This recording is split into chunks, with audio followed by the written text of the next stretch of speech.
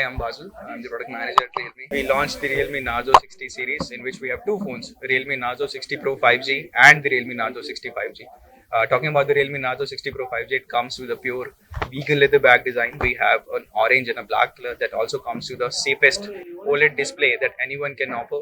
We also have a 5000 mAh battery, and the most exciting part is we offered 1 TB of storage under 30K segment. That makes the Narzo 60 Pro 5G only one device in the country specifically made for India that comes with a similar 1 TB storage.